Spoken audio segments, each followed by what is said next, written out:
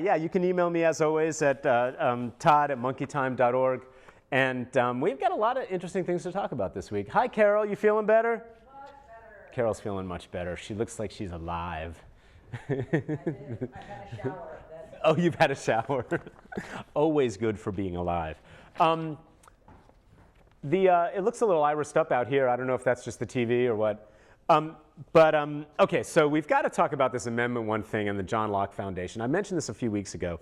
The John Locke Foundation, this ostensibly libertarian think tank here in Raleigh that gets most of its money from Art Pope and basically the religious bigot wing of the Republican Party. Really, this sort of diehard doctrinaire wing that really loves hating gay people. They really do. That's where they make all their money. We're destroying the family. But libertarians in general are supposed to be against government denying people, equality, right? They should be anyway. And what's interesting, we got to talk about the John Locke Foundation, because I told you I would go to their website and I'd read up and see what they're doing. The bending over backwards that's happening on the John Locke Foundation blog and website so that they don't have to come out against this new constitutional amendment that's going to be on the ballot May 8th, which is enshrining in the Constitution of North Carolina that gay and lesbian people shall never get any of the same benefits that straight people already have. Now, this should be a no-brainer for libertarians. In fact, I just found out today that the Mecklenburg County Libertarian Party has just come out and said, this is ridiculous. February 1st, the Libertarian Party of Mecklenburg County said, the idea that government should define marriage or give permission for marriage is inconsistent with the principles of liberty. This is the general principled libertarian stance that government should have nothing to do with marriage. Given that, a person's union with another is of no concern to the state, given that, right? We think that marriage should just be private contracts between individuals. Now, this is a fantasy land that a lot of libertarians would like to see. I kind of like the idea too. What is the state doing? Let people make contracts, and then the state just says you have to honor whatever contract you make, right? But this fantasy world of libertarian, utopia is that there would be no government recognition of marriage.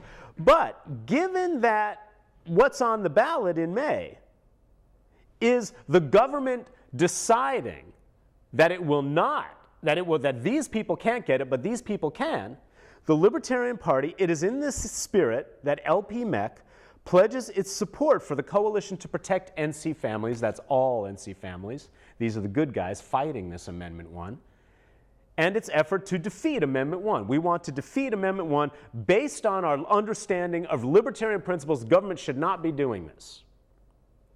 The Libertarian Party of North Carolina has come out against Amendment 1.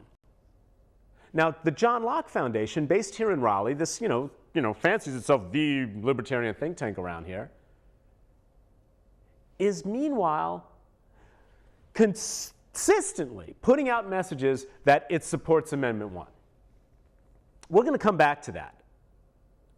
They're running around their ass to get to their elbow. They're bending over backwards so that they can't say, here's an attempt to get the government to say these people can't have this, when other people already have it. That's wrong from any kind of libertarian standpoint. We're going to look a little bit more closely at the John Locke Foundation's hilarious hypocrisy. It's really funny. Okay, first, can we talk about the oil, Carol? Yeah. You've been hearing this all week now, right? The U.S. is now an exporter of oil. You've been hearing it. It's vague, it's misleading, it's ridiculous. I heard it on NPR just 2 days ago on Monday. They told this whole story, and they say things like, well, we are now, for the first time ever, exporting gasoline, right? It's all very misleading. Because what they're not telling you, and this is key, monkeys, there's no way the United States is exporting more oil than it's importing, Carol.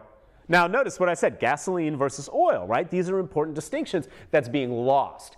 Excuse me, I should calm down because I can already feel myself getting hoarse. You're being misled by people who want you to believe that the United States can be completely oil sufficient on its own.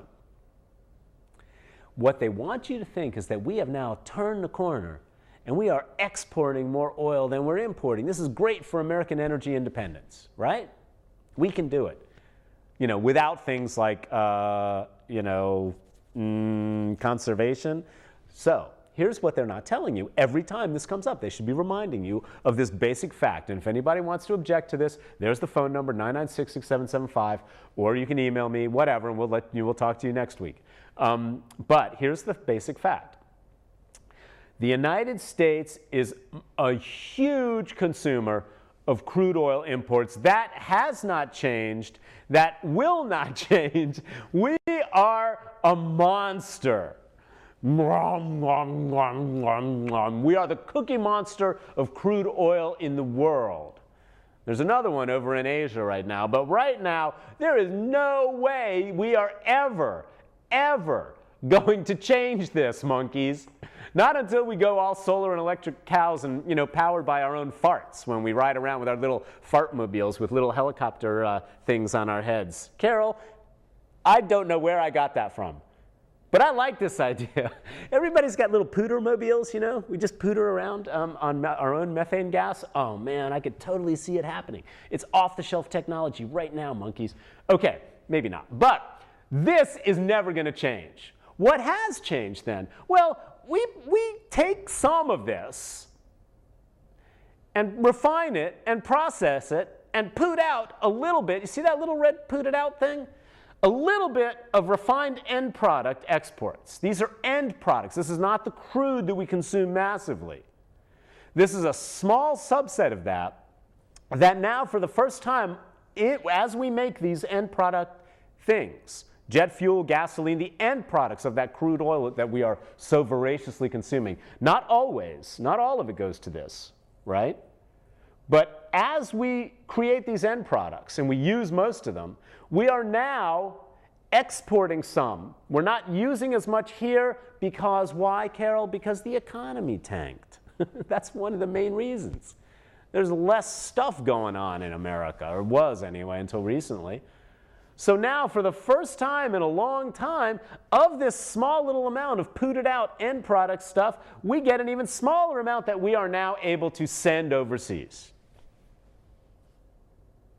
That's what's happening here, monkeys. There is no way the U.S. is an oil exporter. Anytime you hear somebody say that, they're lying or they're stupid. We are voraciously consuming massive amounts of crude oil from overseas, more than we can ever hope to produce ourselves for any length of time.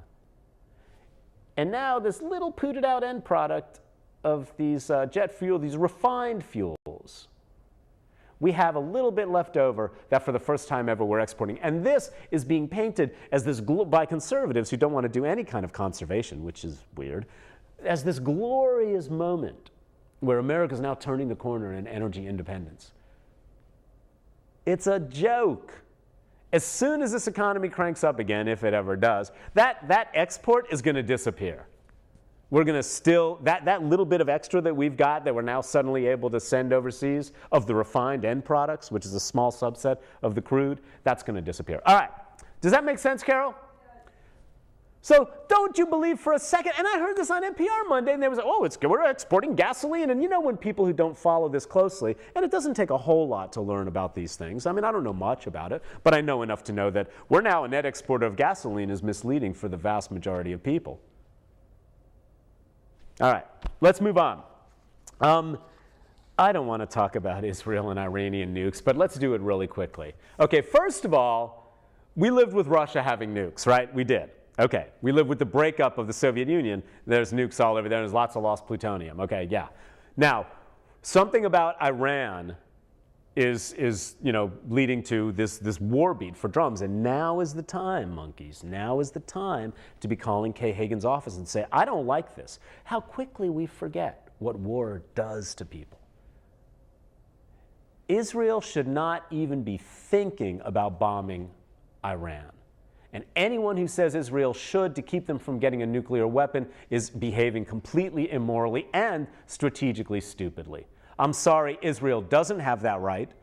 Israel doesn't have the right, the United States doesn't have the right to turn the other way and let Israel do it. There are going to be other countries with nuclear weapons. We need to have another strategy aside from bombing. This is what the strategy is going to be.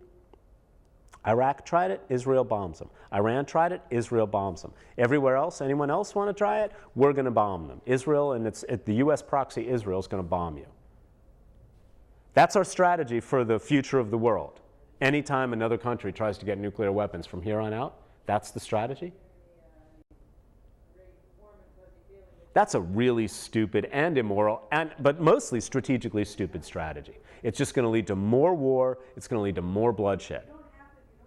Right?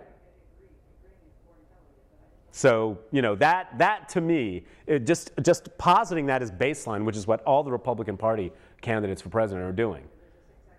That's their baseline, that's moral and allowable. My baseline is it's not. If Iran gets a nuclear weapon, we'll have to live with that, like we lived with Russia getting it, the Soviet Union getting it for 50 years, right? We will live with that. We will adjust. Things will go on. We'll do what we can.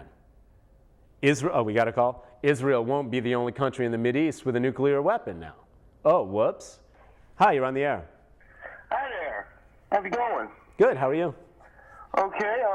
Hey, I'm sitting here watching the show and talking about this nuclear missile stuff. I don't know.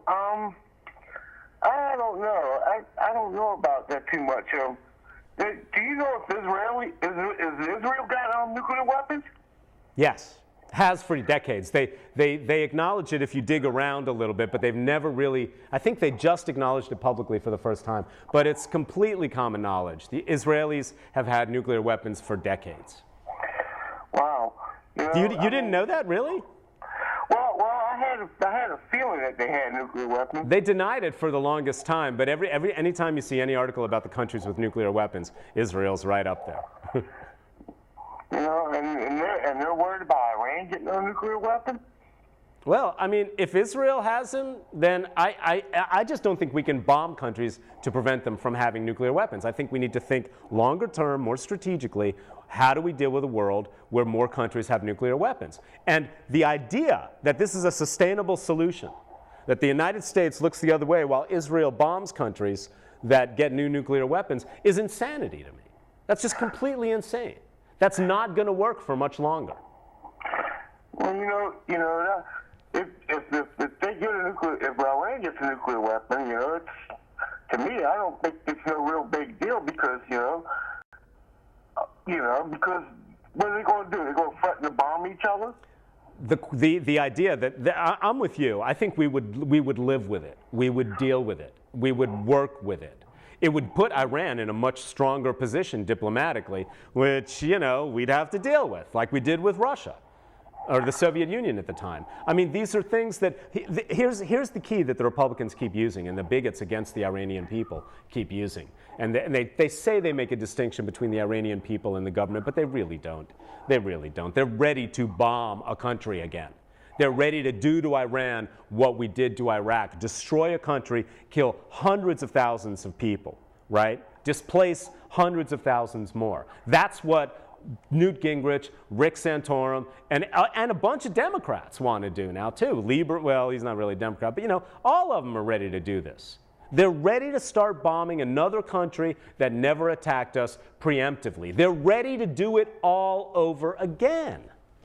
This is stunning to me after what happened in Iraq. Just absolutely stunning. They're ready to murder more innocent civilians so that Iran doesn't get a nuclear weapon because they don't want to have to deal with that. That's just insane to me. But here's what they say. They say that the Iranian government is so crazy that we don't know that they would obey the normal rules of détente, or basically, if I throw a nuclear weapon at you, I'm going to be dead half hour later, right? Mm-hmm. I mean, that's how it worked for the longest time. That's pretty much still how it's going to work, So they're saying that these people they're so unpredictable, they would just send nuclear weapons out. I think it's a rational decision on the part of the Iranian government to want to have a nuclear weapon. They saw what happened with North Korea. When North Korea had a nuclear weapon, they did not get invaded. Iraq didn't. They did get invaded. This is a no-brainer. Does that make sense? Well, sort of. We also got to keep in mind there's other countries like Pakistan who's got nuclear weapons. Yeah, India and Pakistan both have them. You know, I'm not so sure how Iran's nuclear arsenal would be any more dangerous than Pakistan's right now. Yeah. You know, we deal with it, but you can't just start bombing countries again. You can't. That's a failed strategy. It does not help. Anyway, do you have anything else you want to add? Well, maybe we could work up a deal with Iran. We give them a nuclear weapon and they give us a bunch of oil. Well, that ain't gonna happen. But thanks, man. Thanks for calling. All right. Here's the thing. You just have to look at what's going on in Israel right now. The Israeli government is beholden to a small group of far right-wing fundamentalist Jews, almost totally. Netanyahu is running scared from these people. Right now, the Israeli government has just approved more settlements on what everybody else in the world sees as Palestinian land in the West Bank.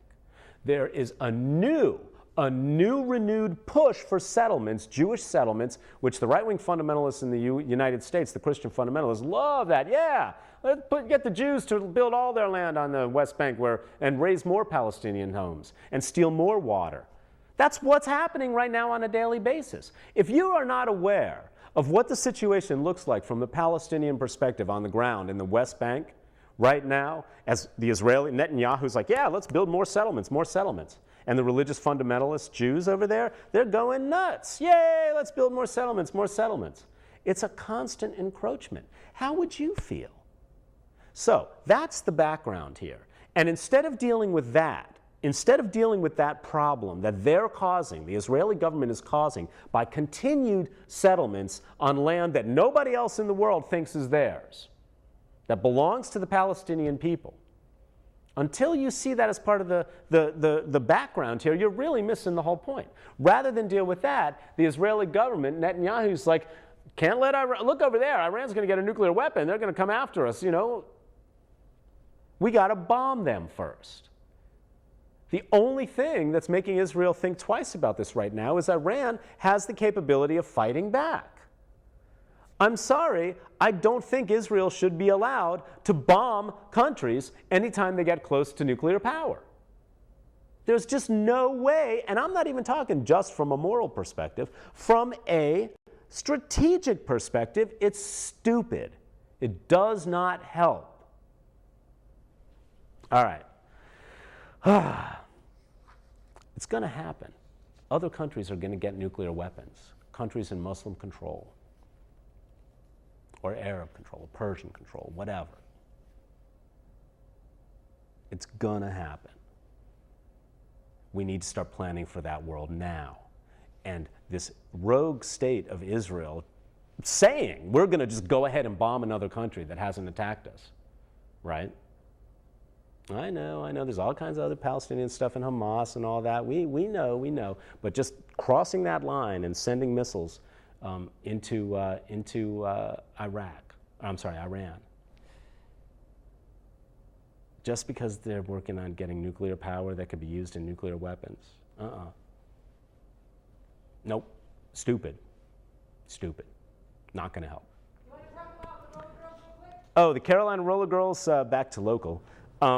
Carolina Roller Girls are doing, I think it's a doubleheader this Sunday morning, the 11th. Is that the Sunday? Yeah, Friday is the 9th, Sunday is the 11th. At their old haunt at the skate ranch. If I read the email right, that's what's happening. They're doing a little early Sunday thing instead of brunch. I think it starts around 11. So keep an eye out for that. Go to carolinarollergirls.com and you'll be able to get more details.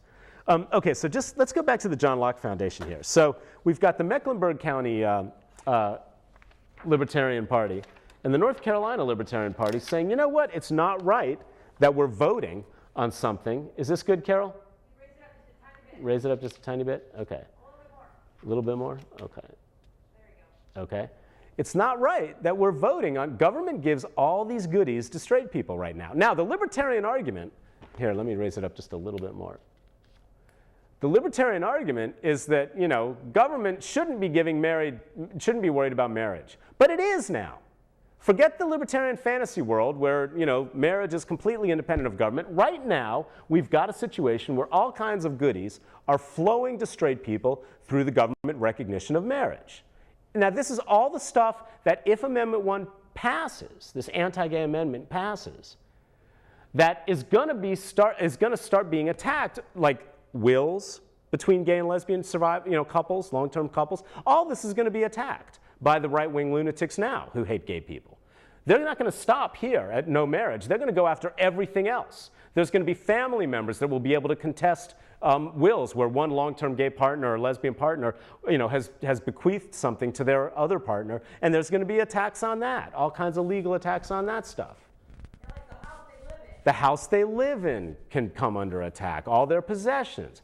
This stuff is not going to stop with marriage. This is a direct attack on the independent contracts that gay and lesbian people are already working amongst themselves to create, right? We're already doing this kind of contracting amongst ourselves, very careful contracting.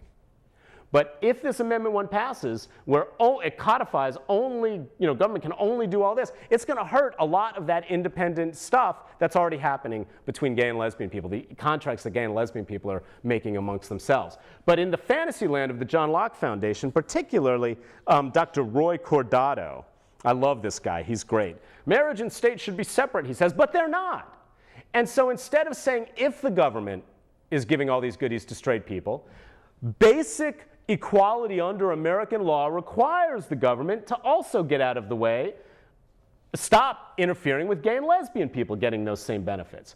But instead, I swear to God, last fall, Roy Cordato at the John Locke Foundation actually said, the only consistent position, if you support gay rights on free association grounds, is to oppose the granting of marriage licenses because gay and lesbian people are freely associating without government intervention, and they should be honored that they are in this privileged position where they don't have to rely on government for these benefits, for government to say your marriage is good and we are saying that. I swear to God, that's what he's saying. He's saying that the better position to be in, gay couples are willing to give up this otherwise enviable position where they are free of any kind of government recognition of their marriages. That is what Roy Cordato over at the John Locke Foundation has said.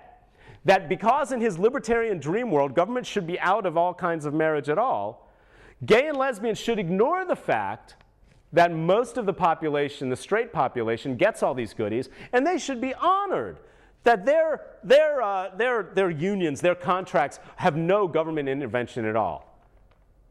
This is completely, you see what I mean? They're bending over backwards to avoid coming out against this amendment because they have tons of right-wing funders who don't like it, who don't like gay people, who don't like the idea of gay marriage. So rather than take the principled libertarian position, which is that, well, in the reality that we have, equality under the law is the moral thing to support here. Roy Cordato makes the decision that, well, equality under the law is less important than my philosophical consistency up in my internal libertarian fantasy world. Instead of saying that what you are asking me to do is to put to a vote whether everybody under American law should be treated equally. Now, Roy Cordato, the libertarians don't want to say this because really people like Roy Cordato would be against laws that ban discrimination on the basis of race. He would. This is the principled, his principled position, right?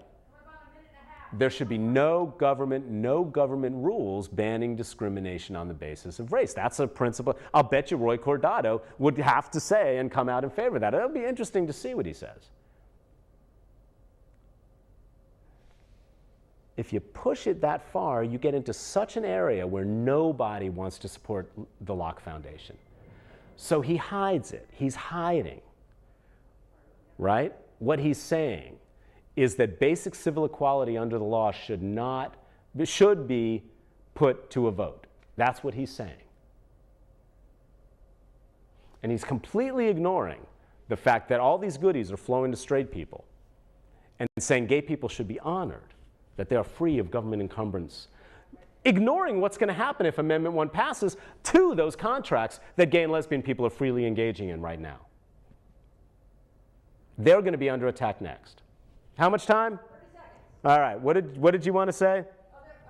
Your friend Bill Jacobson called in to say that you should debate Roy Cordato. Yeah, I should debate Roy Cordato. Yeah, right. Roy Cordato. I would. I would in a heartbeat. I would invite him on. I'll call him tomorrow. But the John Locke Foundation has embarrassed itself on this one. There's a clear stance, equality under the law for everybody, Roy. And you're bending over ass backwards because you don't want to offend Art Pope and your religious lunatic donors. That's what you're doing. It's embarrassing.